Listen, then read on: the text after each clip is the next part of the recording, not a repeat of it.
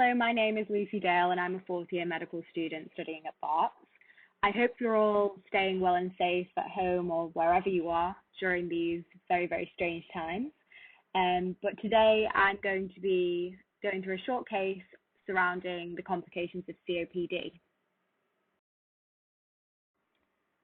So I'll be covering the introduction to the case, the history and examination, the diagnosis and management, and I've got a single best answer to test everybody's COPD knowledge, and then we'll round off with a quick summary at the end. So enjoy. So here's the case.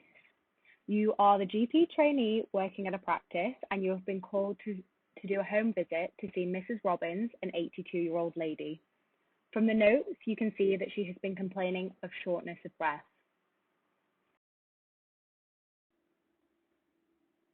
So you go to visit Mrs. Roberts in her home, and you, of course, take a history from her. So she tells you that she has been experiencing a worsening shortness of breath from her usual baseline, and this has been going on for about 2 days. She says that she's been coughing up more sputum than she usually does, roughly 5 tablespoons a day. And her husband tells you that he can hear her wheezing, which is particularly bad at night. Mrs. Robbins feels very, very tired, but upon further questioning, you note no other significant red flag symptoms. She was diagnosed with COPD in 2018, and she also has type 2 diabetes and high blood pressure.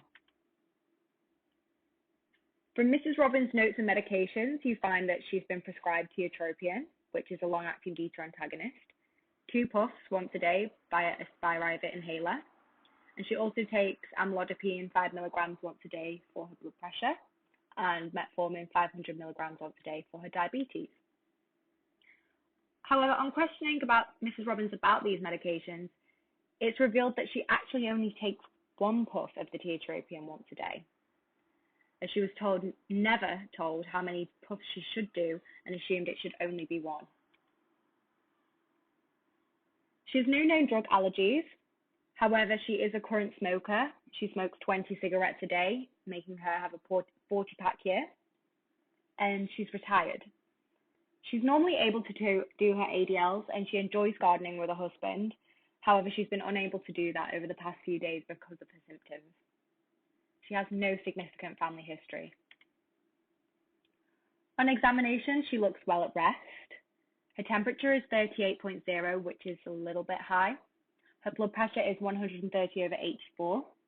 Her rest rate is 24, which is again slightly high, and her heart rate is 108.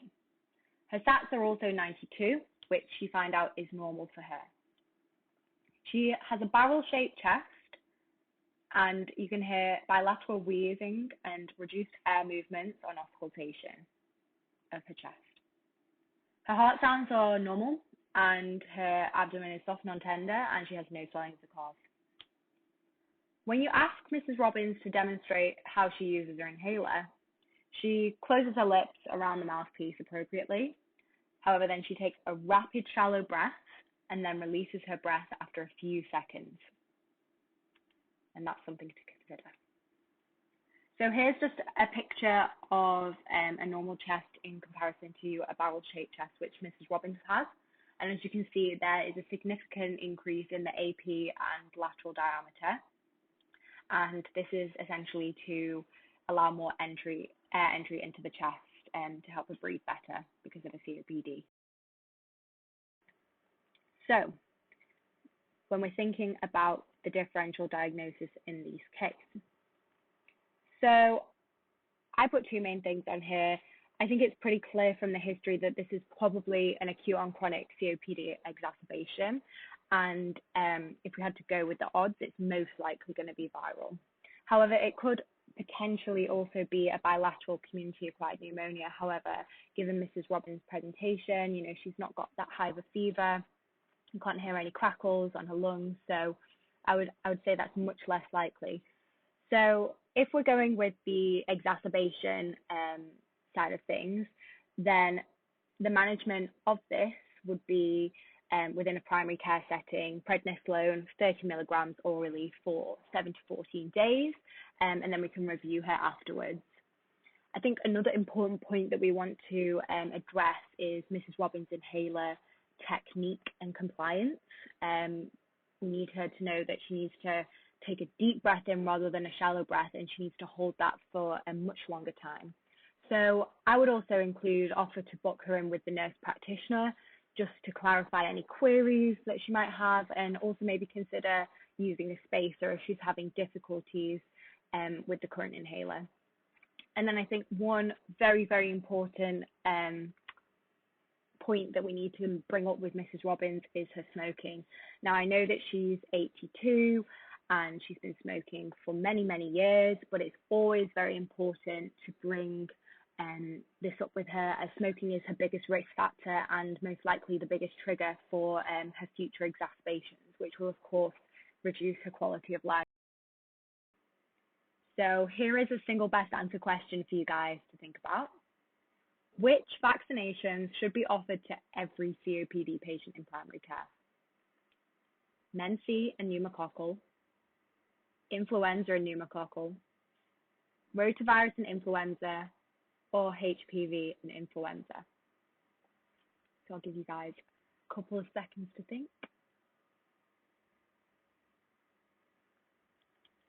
So the answer is B. It's influenza and pneumococcal.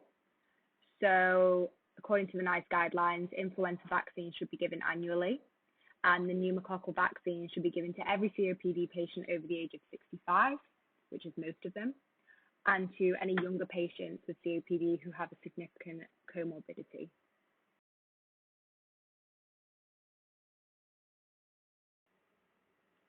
So just to summarize the main points that we've covered, COPD exacerbations are very, very common in the primary care setting. I'm a fourth year medical student and I can already remember seeing a couple of them. Patients often present with an acute worsening of their shortness of breath in comparison to what their baseline normally is. And I think one very, very important note to finish on is always check medication compliance and technique. It's an easily rectifiable thing that we can do to prevent future issues for these patients and improve their quality of life, essentially. So that's complications of COPD in a nutshell, basically. It's a whirlwind tour. Thank you very much for listening. Stay safe and goodbye.